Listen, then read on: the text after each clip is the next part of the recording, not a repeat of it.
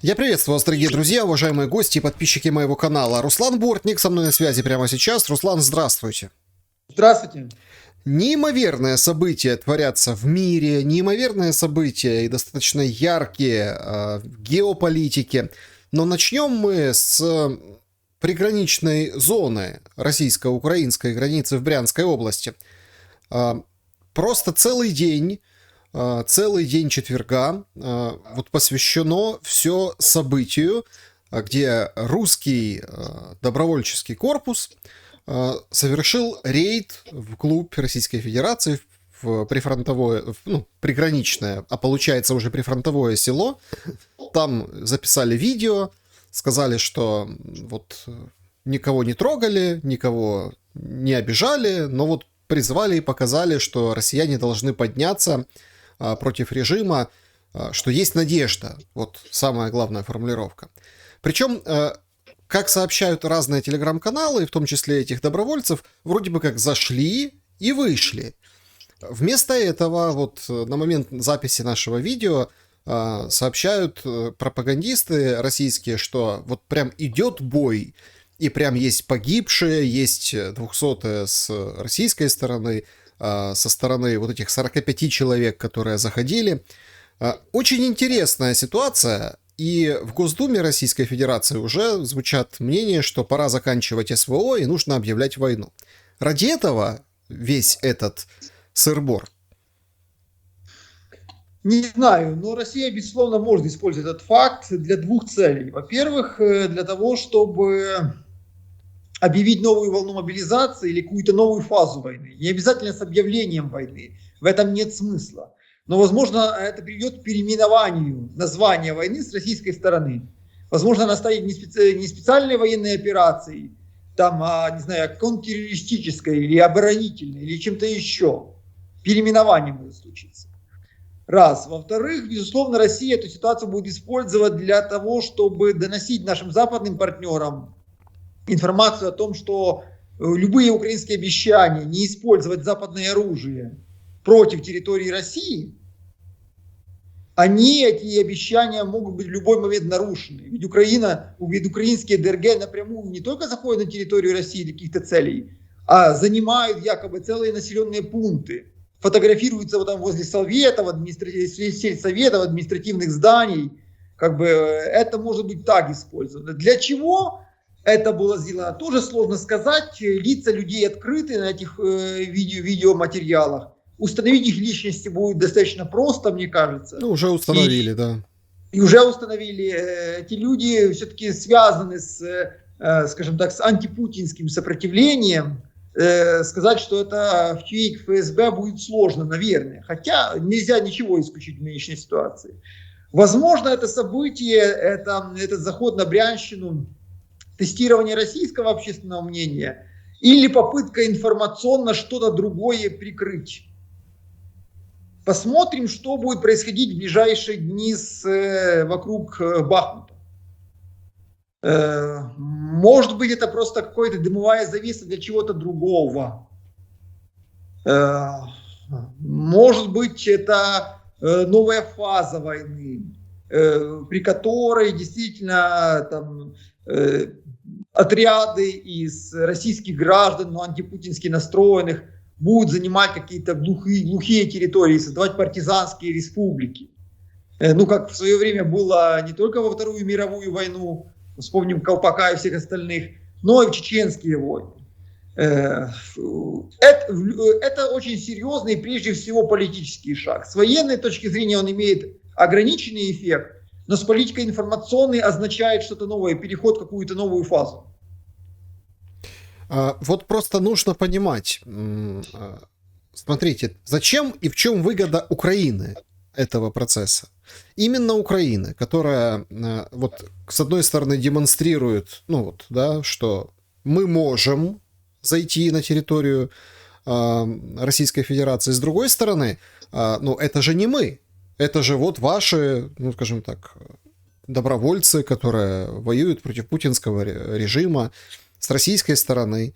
Но юридически и с точки зрения командования, тогда получается, что эти формирования из добровольцев россиян ну, как бы не подчиняются, не подконтрольны или действуют по какой-то своей логике в войне России против Украины? Ну, зашли непонятно на территорию России, а нами признанную территорию России, а вышли они куда? Вопрос же интересный. Поэтому тут в эту игру играться нельзя очень долго. Какие наши выгоды? Демонстрация, во-первых, слабости путинского правления для российского общества. Незащищенности границ. Способности вот этих солдат удачи или солдат совести, которые воюют на украинской стороне, спокойно проводить свои операции на территории России. То есть это подрыв одного из ключевых стрижней российской власти, стрижень веры в силу российского оружия, в крепость украинской армии и специальных структур, раз. Во-вторых, говорю, это может быть, возможно, фаза к обнародованию какого-то политического манифеста, российской политической миграции, создания российской армии за рубежом, условно говоря, на границах России, создание нового каркаса российского государства, только в экзиле, в эмиграции. Ну, необходимо для того, чтобы зафиксировать факт такого государства в экзиле, необходимы политические органы, необходима своя армия. Для этого государства необходимо, государство, конечно, мы сейчас в кавычках применяем это слово, необходимо контроль над территорией, хотя бы квадратным километром российской земли. Может быть, за этим последуют какие-то следующие шаги с манифестами, заявлениями и всем остальным. Третье, возможно, это отвлекает наше внимание от чего-то остального. Еще не вечер сегодня, а это событие, очевидно, сегодня будет доминирующим, возможно, даже завтра. Может быть, сегодня еще до конца дня что-то такое случится, не очень хорошее, приятное, что необходимо оттенить сегодня вот этим заходом на российскую территорию. Это только то, что визуально. При этом нельзя исключить, что разные группы внутри тоже нашего руководства могут играть свою игру, доказывая свою эффективность, свою патриотичность, свою способность побеждать в войне с Россией. Нельзя исключить, что это самодеятельность, вот эти белоленточные эмиграции, демонстрация своих амбиций и возможностей для того, чтобы получить внешнюю поддержку. В конце концов, Гуайда и Тихановская, условно говоря, имеют статус определенный в глазах западных партнеров. А лидеры белоленточной эмиграции в Украине, они не имеют такого статуса.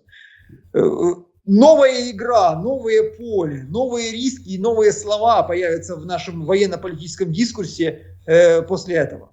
Да, потому что, как сегодня, да, никто не понимал, а как называть? Провокаторы, партизаны, диверсанты. А кто это такие? Что происходит? В течение дня вот образовались какие-то новые, скажем так, понятия и новая реальность. А новой реальности, ну, с точки зрения информации, которая вот по состоянию на наш момент нашего с вами разговора, ФСБ российская делает обновленное заявление, что ряд там домов и территорий было заминировано, погиб один мужчина, ранен 11-летний ребенок. Это вот в течение дня там гуляла мальчик, девочка, что произошло. В общем, сейчас это вроде бы как официальная информация с российской стороны о пострадавших и о том, что, собственно, там делали. Руслан, исходя из характера действий, вот что можно сказать? Ну, именно практических действий. Зачем так? Показательно, демонстративно, чтобы вызвать прежде всего реакцию и изменение общественного мнения и политическую реакцию. Ведь зашли достаточно неплохие силы, условно говоря, несколько десятков человек, скорее всего, не могли бы атаковать просто военную базу какую-то российскую, или базу пограничников, или инфраструктурный объект. Обратите внимание, но они не это делают. Они заходят в населенный пункт, фотографируются возле административных зданий, создают территорию, свободную территорию другой России, но с точки зрения политического дискурса, политической технологии. Вот как это сегодня выглядит. Они раздают листовки.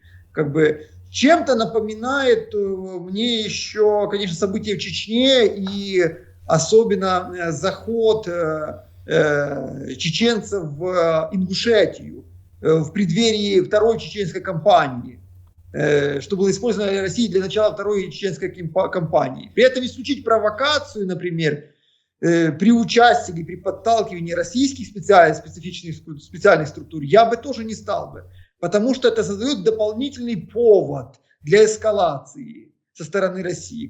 И те люди, которые напишут, а куда уже дальше, они не будут неправы, всегда есть куда дальше. Создает дополнительный повод для внутренней мобилизации внутри России. И в широком понимании, и очень в узком, для новой волны мобилизации, для того, чтобы создать, там, условно говоря, народное ополчение или обеспечить охрану границ России.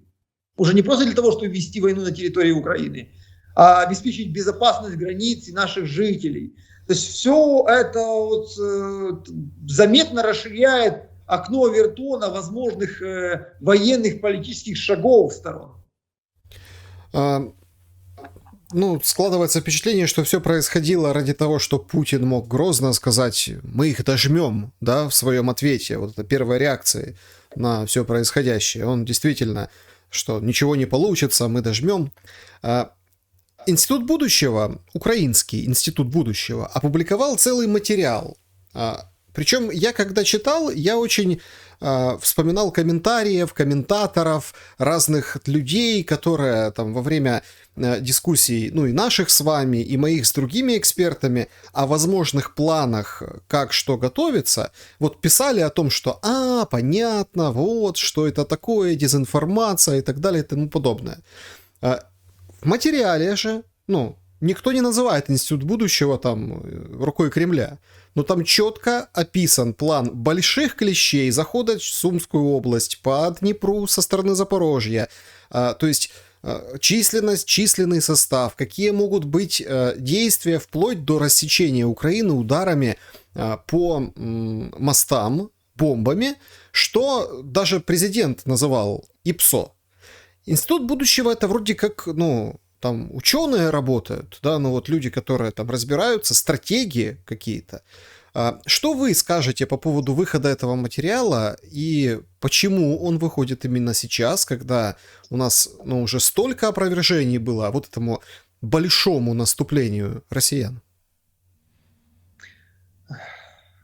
Как бы вам сказать, чтобы не обидеть коллег. Я очень хорошо отношусь к Институту будущего, у них очень много хорошей, качественной аналитики, там много ярких и профессиональных людей, но надо понимать, что ну, иногда складывается впечатление, что их Арестович покусал. И уехал в Италию. Алексей Арестович действительно близок сегодня к основателям Института будущего, записывает с ними эфиры и все остальное. И вот эта история, она может быть частью его мышления. Раз. Во-вторых, мы понимаем, что в Институте будущего много разных инвестиций от разных групп влияния, которые сегодня находятся в оппозиции к власти. Это правый наш политический сегмент. Ну, не хочу просто называть этих людей, потому что ребята, коллеги обидятся. Скажут, что это не так, что мы, я чуть-чуть думаю по-другому. Это правый политический сегмент, но который находится в оппозиции к президенту. Этот сегмент, который ориентируется на ястребов в США и ориентируется на Британию сегодня.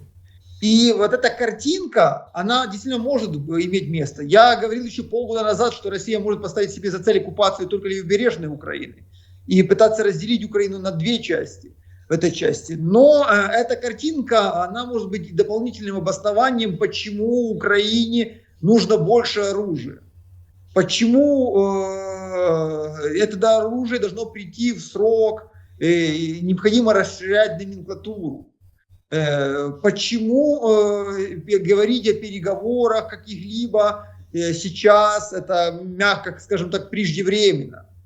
Почему нельзя останавливать войну, поскольку Россия еще имеет имперские планы, она еще не получила финального поражения. Поэтому это такой материал, который может быть направлен на мобилизацию внутри украинского общества и за рубежом, и все это может быть приправлено как раз способом видения Арестовича, который вот этот материал вспоминает. Я посмотрел этот материал, он очень мне напоминает ранние интервью Арестовича периода 16-17 годов. За своим размахом, типом мышления, хотя, конечно, я этого не утверждаю. Что-то, вот эта ситуация вокруг наступления и контрнаступления, она подвисла. С одной стороны, мне кажется, что российское наступление подвесил Китай. Пока китайский мирный план не будет отыгран, все его не обсудят, не будет сформирована четкая диспозиция сторон всех по китайскому мирному плану, скорее всего, Россия, даже если имеет ресурсы, она не будет начинать наступление. Потому что китайские товарищи скажут, ну вы нам срываете обсуждение мирного плана, вы нам срываете наш дипломатический ход. При этом надо понимать, что и значительная часть российских ресурсов уже потрачена в боях под Бахмутом, под Сиверском, под Сватовой и Кременной.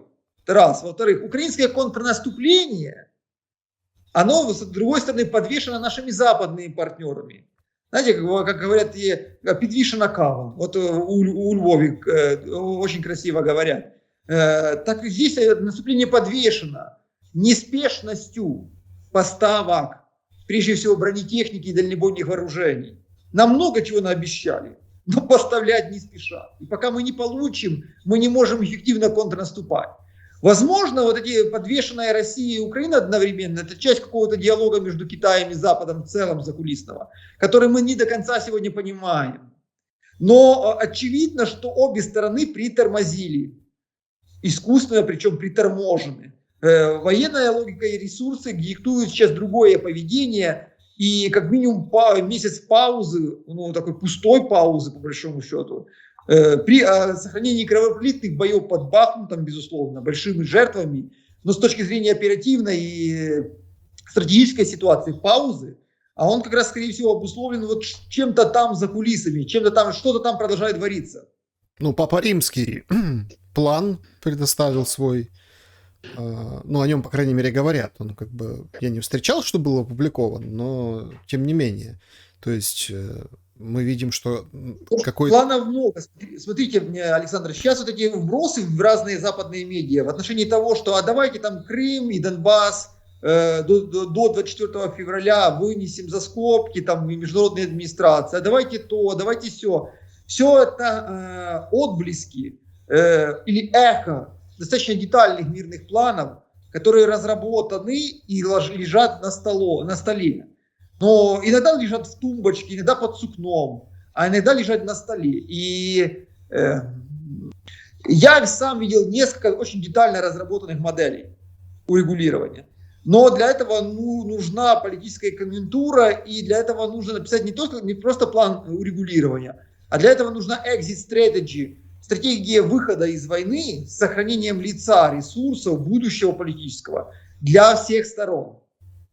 А вот с этой exit strategy огромная проблема.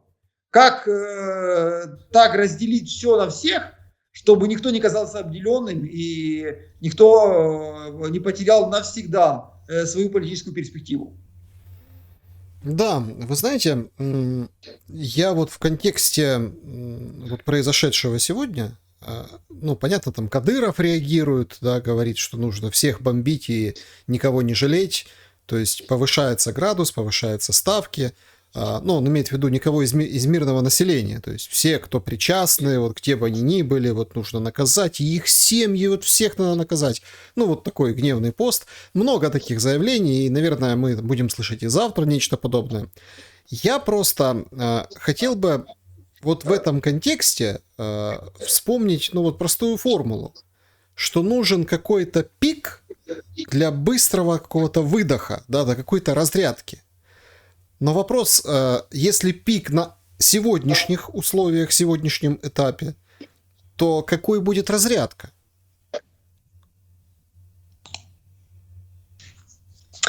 Мы должны смотреть выше, контексты брать выше. Мы должны понимать, что поскольку конфликт несет глобальный характер, то и многие решения и разрядки будут носить глобальный характер после его завершения. В виде формирования новых структур глобальной безопасности, новых торговых организаций, в виде включения или входа в тех или иных стран в новые или старые военно-политические блоки или экономические и политические объединения. И при этом могут быть заключены новые гарантии безопасности, новые военно-политические соглашения. Могут быть перенаправлены, переформулированы технологические, финансовые цепочки, торговые пути в более широком контексте. Вот как один из вариантов, который чаще всего я слышу от своих западных коллег сегодня. Это я так очень вам писал широко, чтобы мы пытались всегда понимать, что мы не живем в замкнутом мире. Скорее всего, мы вот живем, не знаю, мы сидим на вершине очень высокого дерева, на которое дует со всех сторон, оно регулярно кренится, трещит, нас болтает страшно, но мы вот никак не живем в закрытой банке. Одной из наиболее частых моделей, которая сегодня обсуждается западными коллегами, это создание для Украины компенсаторного механизма по завершении войны в виде включения в Европейский Союз и выделения и создания общего клуба по восстановлению. Китай готов, проще говоря, купить Украину. Китай готов выделить деньги, достаточные для полного восстановления Украины самостоятельно. Потому что это не шибко дорого, Руслан. Это не очень дорого для Китая. Да. И это лучшая из возможных торговых политических баз в Евразии, которые можно только представить. Киссинджера почитайте еще в этой части. Китай готов. Европейский Союз готов заплатить деньгами. Китай готов заплатить деньгами за это восстановление. Европейский Союз готов принять нас потенциально в состав Европейского Союза, не игнорируя все требования и условия к странам, просто как политический шаг, как элемент урегулирования сегодня.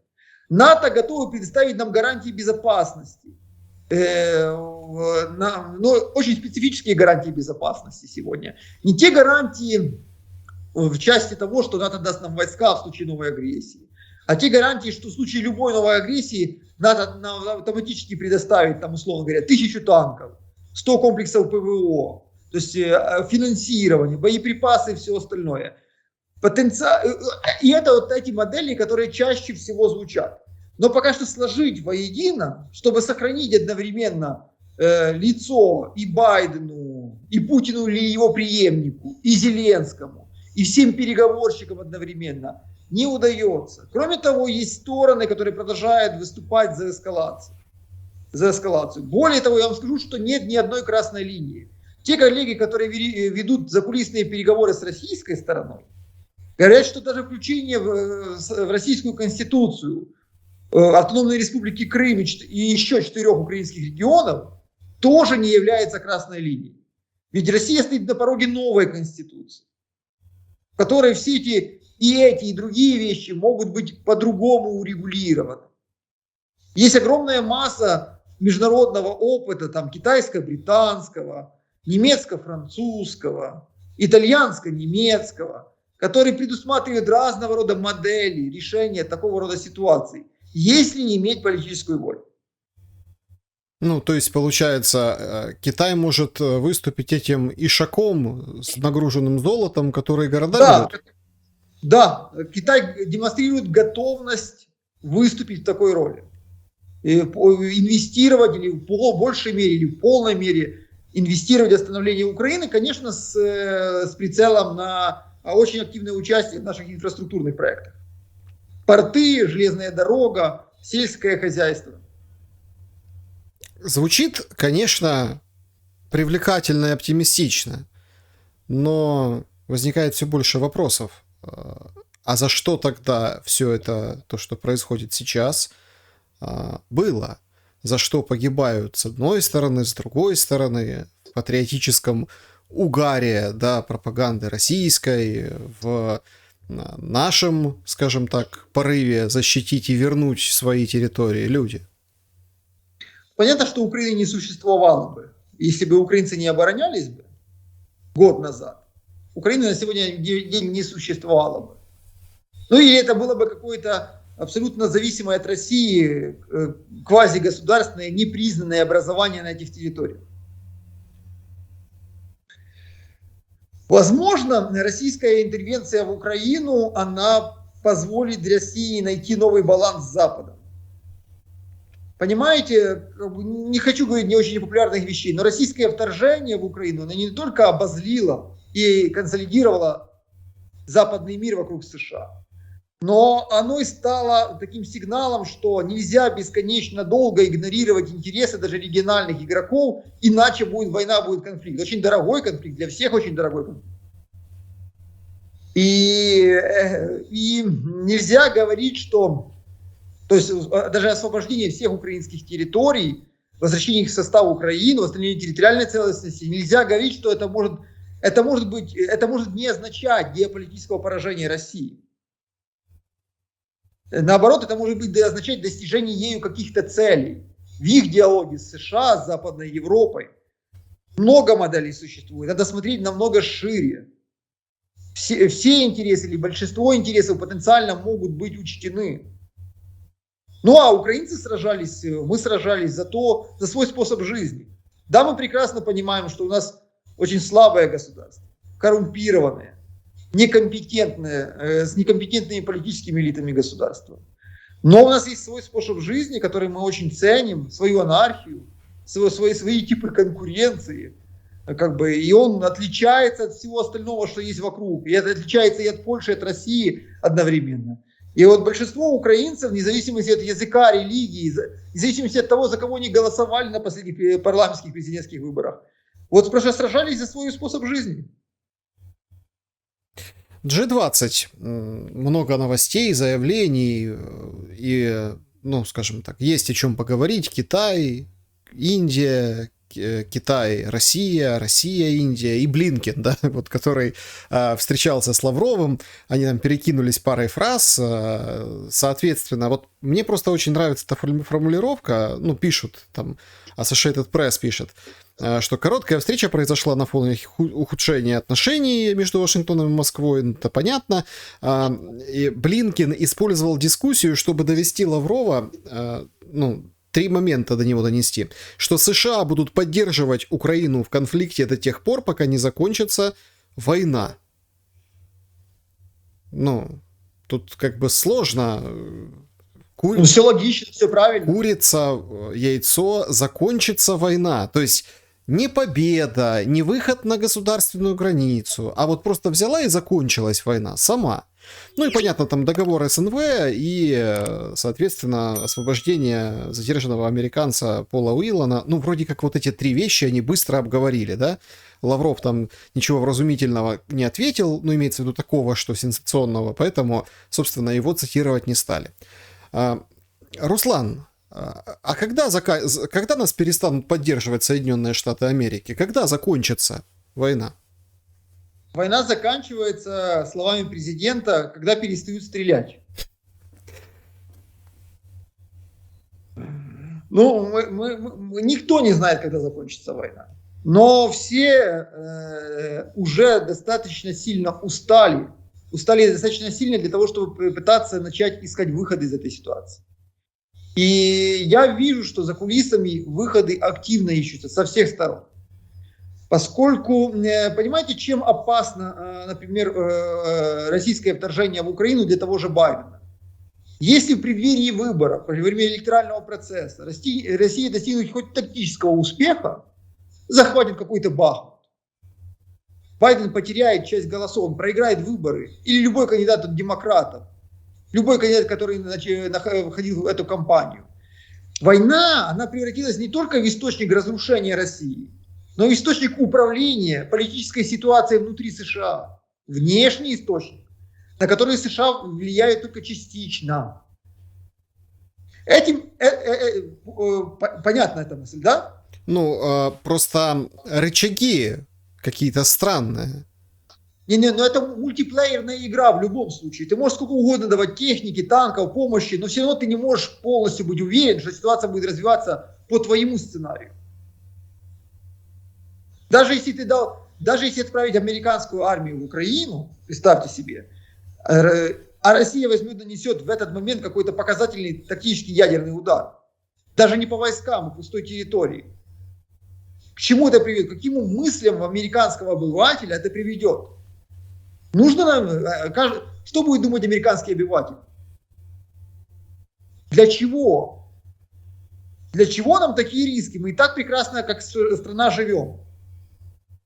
Что у нас за правитель, который довел ситуацию вот до нового там Карибского кризиса, условно говоря. Поэтому Байдена это волнует. И американская администрация попытается завершить войну до начала избирательной кампании в США. То есть на протяжении этого года. Но это завершение, оно мультивариантно. Это может предусматривать как замораживание войны, что более вероятно, так и заключение каких-то соглашений. И абсолютно не обязательно, что между Украиной и Россией. Это может быть американо-китайские соглашения или американо-российские в этой ситуации. И в любом случае администрация Байдена попытается как-то восстановить полный контроль над этой ситуацией. Иначе республиканцы, безусловно, это против них используют. Для России понятно, эта война, продолжение этой войны чревато вообще распадом государственности. Для Украины понятно, продолжение этой войны это чревато не только рисками для государственности, но и деструкцией самого общества из-за массовой миграции, из-за бедности, которая пришла вместе с российскими военными, дополнительно еще в Украину.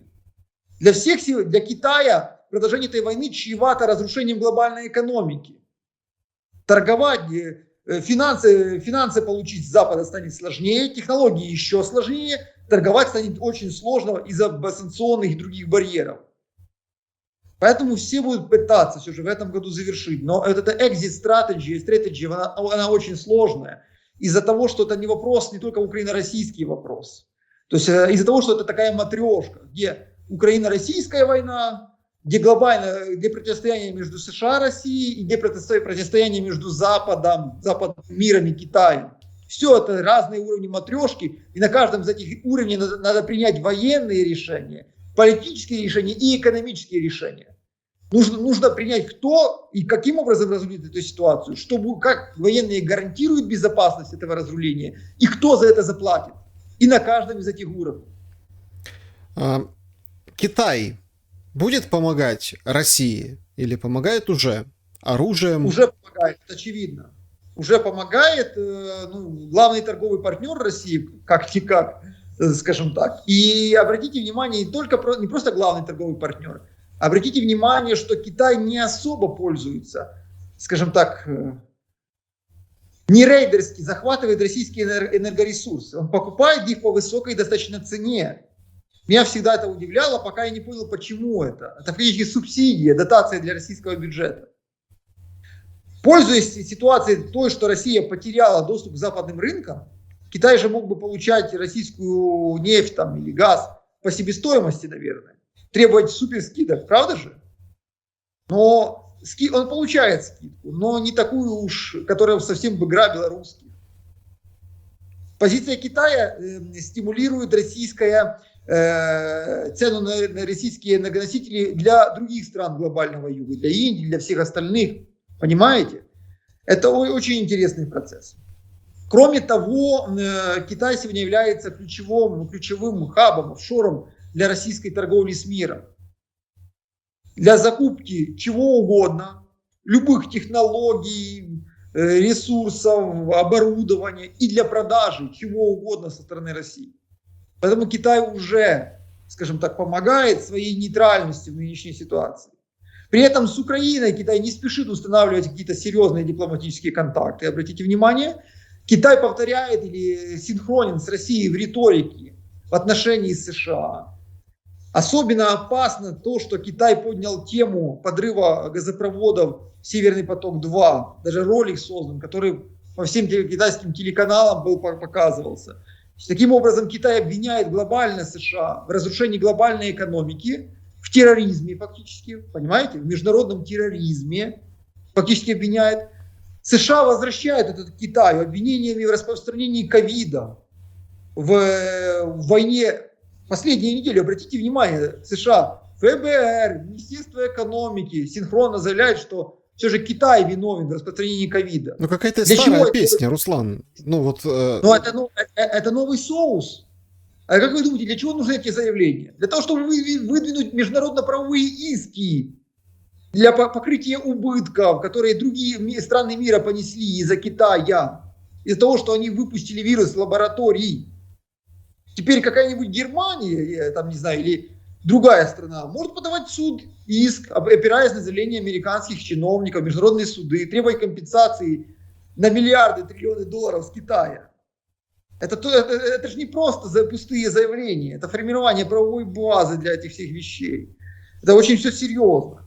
Вводит санкции в отношении Китая, от компаний отдельных Китая, и усиливает поддержку Тайваня.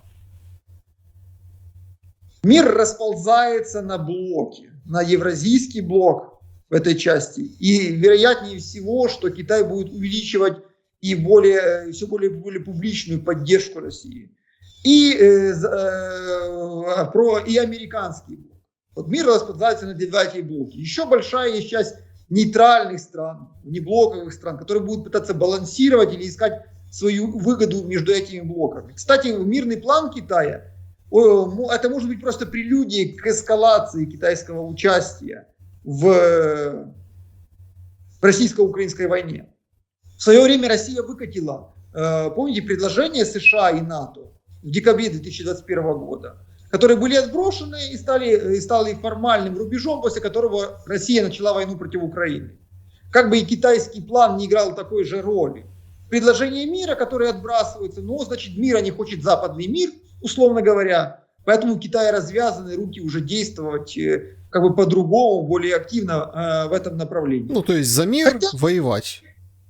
Воевать за мир. Хотя всегда, и для россиян это очень неприятно, всегда будет опция существовать того, что Китай может обменять американскую позицию по Тайваню на свою позицию по Тайваню, на свою позицию по Украине.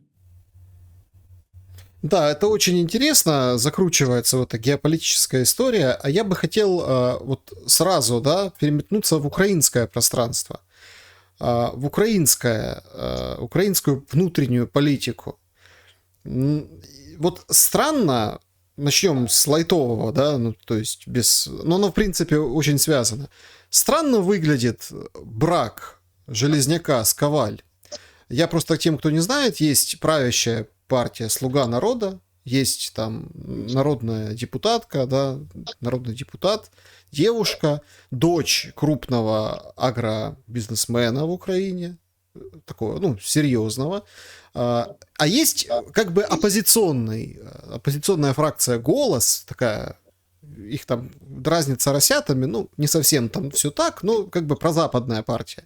И Железняк, этот человек, этот депутат, он очень часто публиковал разные инсайды, назначения. То есть вот никто ничего не говорил, а у него можно было чуть ли там не у первого узнать. Теперь потом стало понятно, что к чему. Потому что у них теперь межфракционная семья. О чем это говорит, Руслан?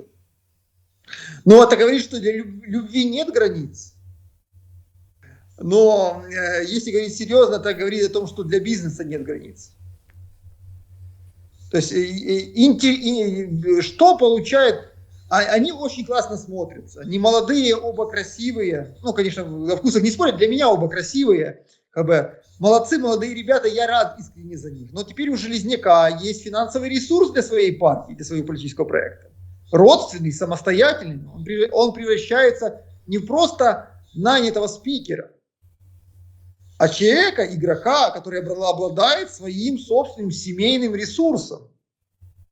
Такое заземление для него, в прямом и переносном смысле, для Железняка.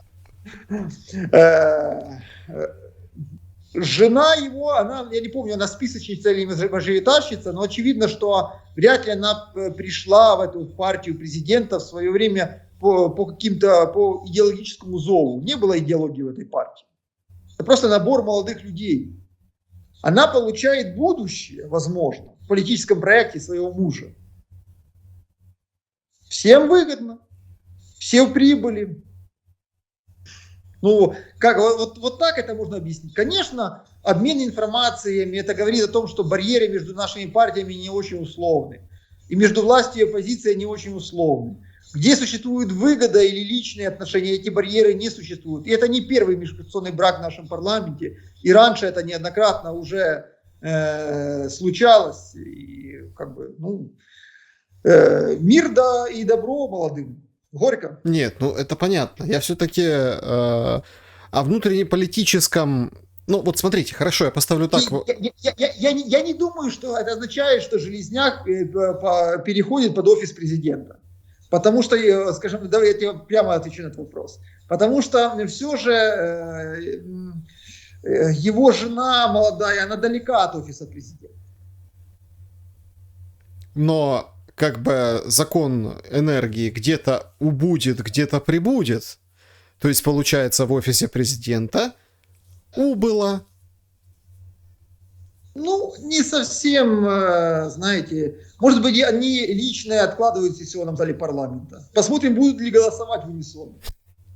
Да, но смотрите, я все-таки этим примером хотел вот все-таки намекнуть на то, что есть уже коалиции, есть уже какие-то проекты на будущее. Есть прообразы новых политических проектов.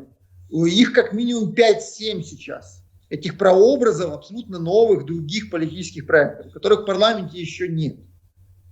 Это и проект, возможный проект там, Галины Янченко, Институт будущего, Андрусев, эти ребята. Это проект Арестовича. Это история двух голосов. Большинство слуг народа тоже прекрасно понимает, что будущего политического у них нет в этой партии. Их не возьмут в команду президента 2.0. Они тоже активно вот ищут какие-то модели. Это и будущее, связанное с нашими внефракционными депутатскими группами, которые переприцеливаются сейчас на региональный уровень. Там много чего очень интересного, захватывающего даже местами происходит. 2 мэрских проекта, которые конкурируют между собой. Как бы сказать, 2 разных проекта внутри офиса президента. Если вы посмотрите последние рейтинги, которые это уже опубликовал у нас Институт демократии, который делал рейтинги, которые делал КМИС, то вы увидите там 2 проекта внутри офиса президента. Каждый из которых конкурирует и хочет стать именно президентским проектом, но места на 2 не хватит, поэтому будет 2 колонны как минимум. Это все на эту осень, Руслан? Я пока не вижу выборов на эту осень, но до июля есть время для того, чтобы стабилизировать ситуацию вокруг войны. И если это удастся сделать, тогда осенью будут выборы. Пока что горизонт вот моего какого-то прогноза это 1-3 месяца. То есть до 3 месяцев в этот период выборов не будет. И не потому, что у них по Конституции не положено, а просто потому, что их будет невозможно провести в нынешней военно-политической ситуации. Руслан, я почему о политике заговорил вообще, да, не то, что мне там шибко интересно, кто за кого замуж вышел и какие там действительно прожекты идут, мы же все ждем большого наступления, мы же все, собственно, в этом угаре войны, а кто-то уже как бы делит будущие мандаты и портфели. Меня интересует вот этот, тренд, который... Вот точно так же, как и в сообщениях, да, вот с передовой, с каких-то военных поставок, например, да, западных партнеров, крикнули громко, все возбудились, а по факту вышло вот то, что вышло. Мы помните, как говорили о 8 марта, да, о том, как нужен этот праздник, не нужен, а может День женщин перенести на 25 февраля, а потом 9-1 мая, об этом все так законопроект подали и все обсуждали. Но в итоге мы увидим, что в ДИЕ, программном обеспечении, да, с документами, есть опрос, а оставить ли выходным днем 8 марта или нет. То есть не убрать праздник, не запретить 8 марта, а вот выходной или нет. И представляет там тоже слуга народа, известная правозащитница, депутат, известная правозащитница прав женщин, да, Бардина. Очень интересный выхлоп получила эта история. Как вы думаете, вот с чем связан этот день 8 марта и его обсуждение? Не с приближением ли 8 марта? Сначала, смотрите, мы должны понимать, что спорт и выборы – это просто специфические формы войны. А война – это форма политики. Наиболее циничная, жестокая, бессовестная, любая война – это капитуляция демократических политиков и приход к власти авторитарных. Всегда так. Но это формы все же, вот выборы и спорт – это формы войны, формы борьбы за власть.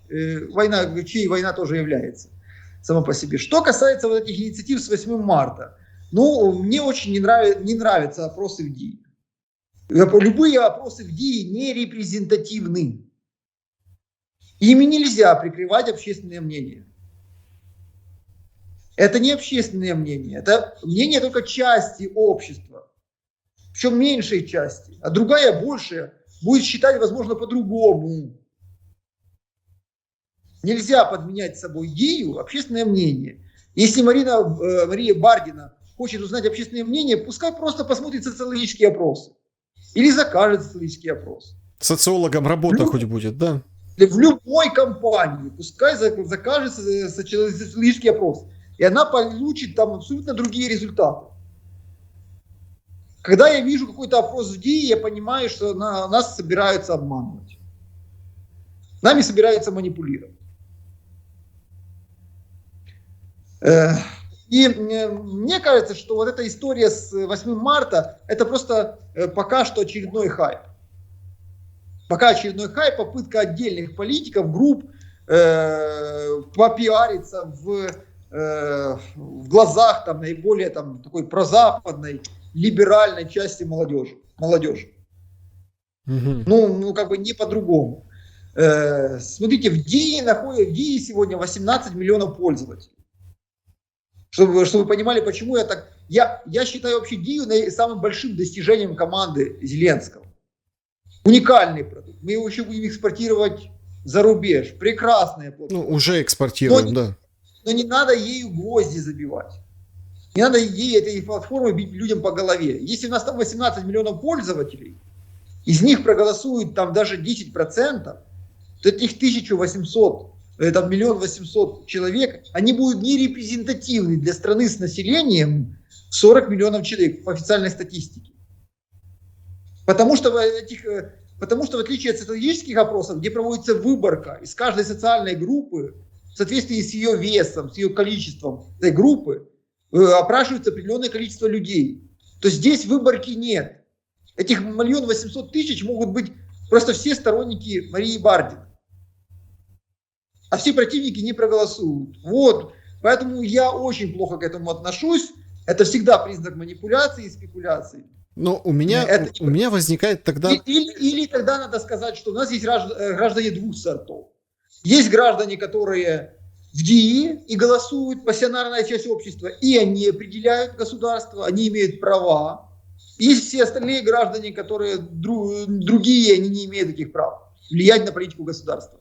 Социология показывает, что большинство украинцев, и мужчин, и женщин, безусловно, поддерживают 8 марта.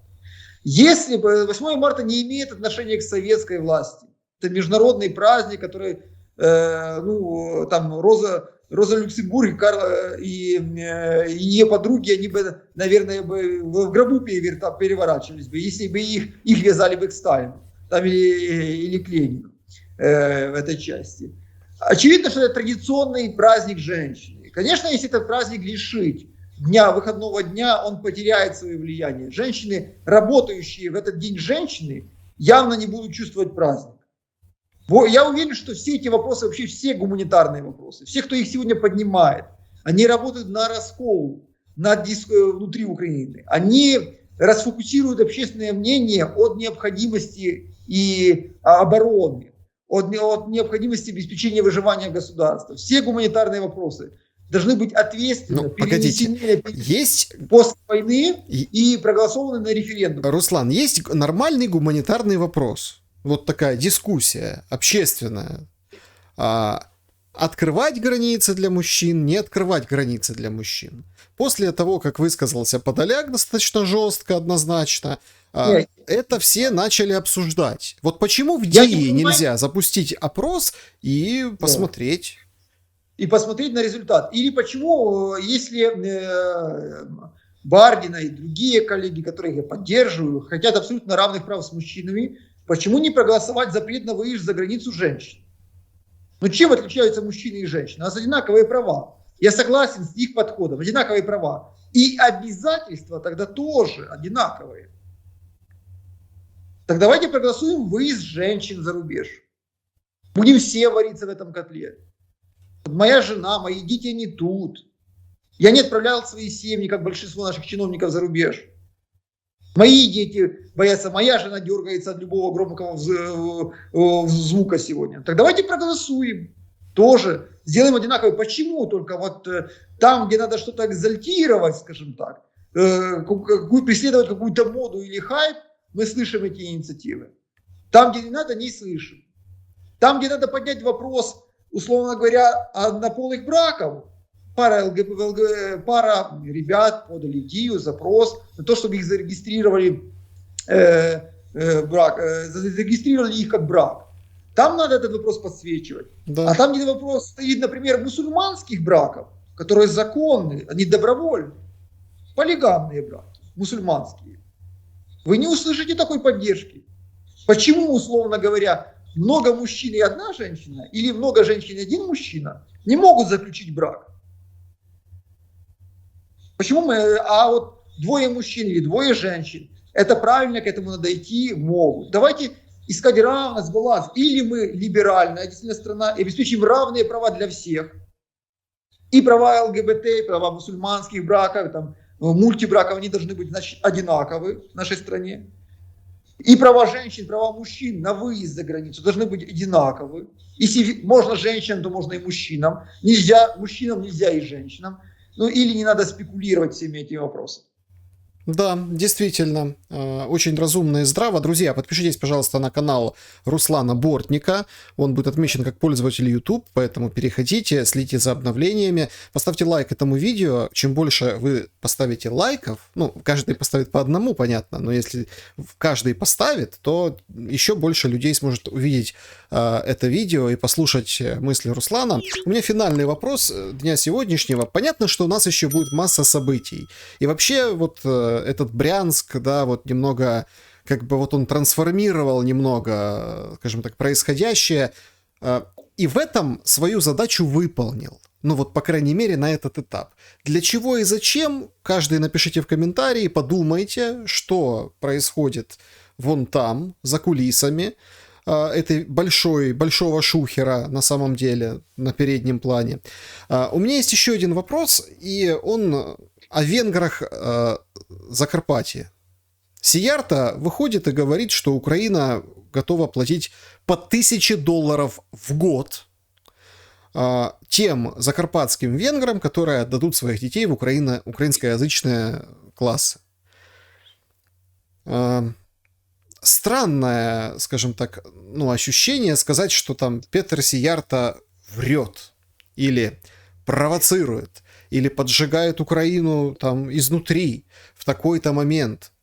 Ну, как бы, ну вот много хочется сказать чего, но не понимаешь, за что зацепиться. А ведь это на самом деле, ну, очень серьезный посыл, потому что если где-то на фоне всей страны, условно, да, все заняты Брянском, да, ситуацией в Бахмуте, а вот это уже практические вещи и очень серьезные вещи. Это фактически Сиярта от всех венгров, ну, высказал претензию, ну, вот как бы он претендует на этих людей. Что думаете по поводу этого высказывания? Ну, такое впечатление, что Сиярта просит своего правительства по $2000 или евро на каждого ученика, чтобы они остались в венгроязычных классах.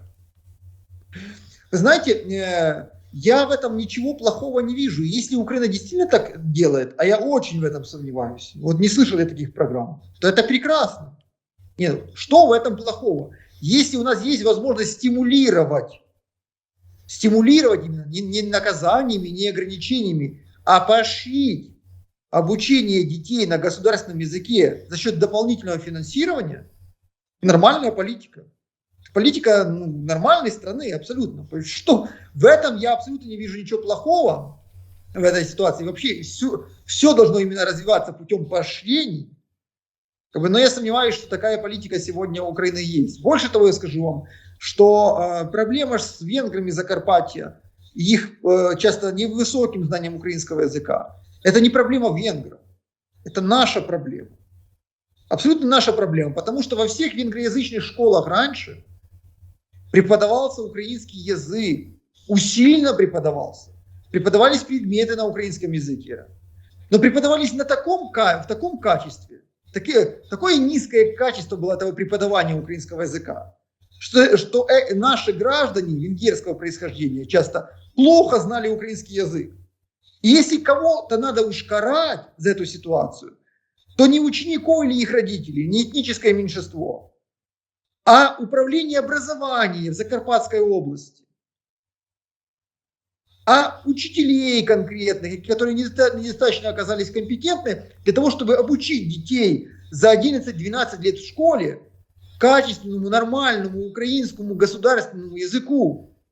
Понимаете, в этом корень проблемы. Но постоянно смотрели не туда. Я об этом постоянно тоже говорю, где только могу. Или была задача создать конфликт, создать кризис. При нормальном руководстве государственного управления, путем обеспечения нормального качества преподавания украинского языка в венгерских школах проблемы вообще не было бы. Детки говорили бы и на венгерском, и на украинском прекрасно.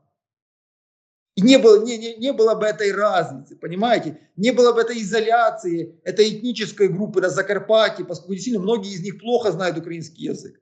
Я сам в этом убеждался. Но это проблема украинского государства. Оно было не способно обеспечить стандарт преподавания государственного языка в государственных школах. Чиновников за это надо было наказывать. Теперь, что касается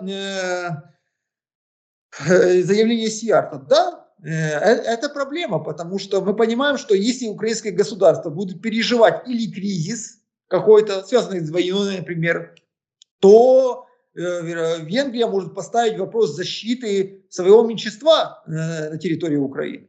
Я не думаю, что это будет вопрос, я не думаю, что это случится, пока у нас будет все нормально, пока все будет контролируемо.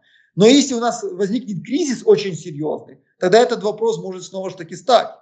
Остро стать, объективно стать, тем более, что многие закарпатцы имеют венгерские паспорта. Просто понимаете, какая история? Вот нам рассказывают...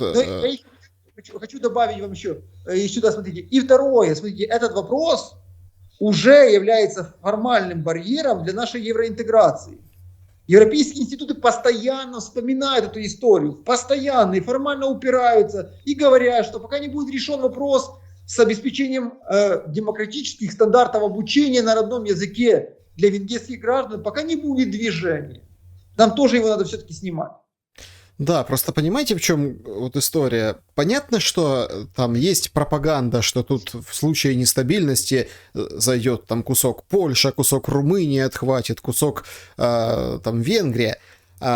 Все будет не так очевидно, как это вот там рисуют очень простыми там мазками какие-то там больные воображения. Вот, например, в Приднестровье, в котором неспокойно, вокруг которого неспокойно, Молдова. В парламенте блокируется трибуна, потому что есть инициатива правящих сил записать в Конституцию название их языка не молдовский, а румынский. И там вот ломаются копья.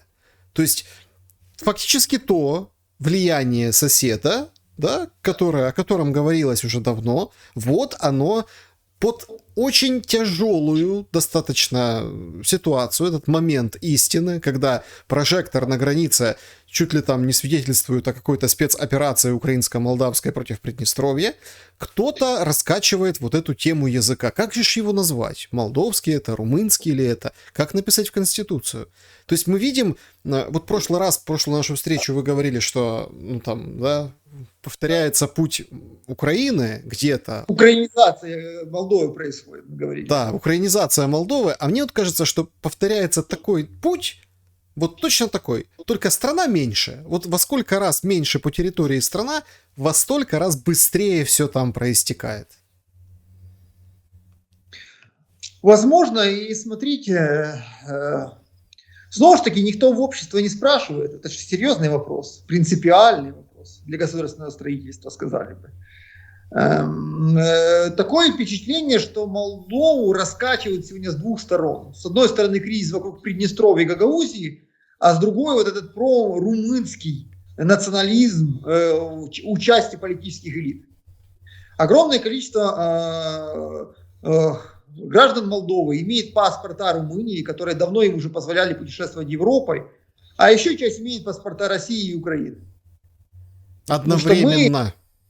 Одновременно, потому что мы в свое время, Украина помогали выжить приднестровскому сепаратизму. Наши добровольцы, наши правые организации воевали на стороне Приднестровья против правительства Молдовы. Мы просто об этой страничке забыли. Более того, наш президент Украины Виктор Ющенко в свое время предлагал очень интересную схему политического урегулирования с фактически конфедерацией между Приднестровьем и Молдовой. Но мы тоже забыли. Наше участие в этой ситуации было большим. И действительно страна может просто быть разорвана в новом конфликте, потому что с двух сторон ее очень активно раскачивают. И со стороны России, и со стороны западных соседей этой страны. Идентичность Молдовы, она не такая как бы и хрупкая, как нам кажется. Потому что в Молдове популярные взгляды в отношении того, что это Советский Союз придумал Молдову. Кстати, таким образом, в Румынии популярны эти взгляды, что синхронизируется, кстати, с заявлениями Путина о том, что все советские республики придумал там Ленин, Сталин, выдумал их. Но история Молдовы все же она имеет серьезную глубину. У них были свои князья в эпоху гетьманского государства. Посмотрите. Но вот сейчас эта идентичность малой страны, она вот оказалась из-за того, что эта страна находилась многие десятилетия в экономическом, политическом кризисе, сама идентичность оказалась под угрозой, под огромной угрозой, и нам любят подавать то, что сейчас происходит столкновение вот этого пророссийского, условно говоря, и прорумынского политического сегментов, но там ситуация намного сложнее. Там происходит столкновение, скорее всего, и пророссийского, и постсоветского, и проукраинского, и сугубо молдовского с прорумынским. То есть, интересный исторический пример, наверное, будет судьба этой страны, будет очень интересным историческим примером. Да, но мы на пороге там очередных исторических событий, конечно, пускай не будут такими громкими, пускай будут громкими, но не трагическими. Руслан, я очень благодарен вам за ваше время и ваши мысли. И вам спасибо большое. Друзья, берегите себя, всем добра и света. Увидимся обязательно. До скорого.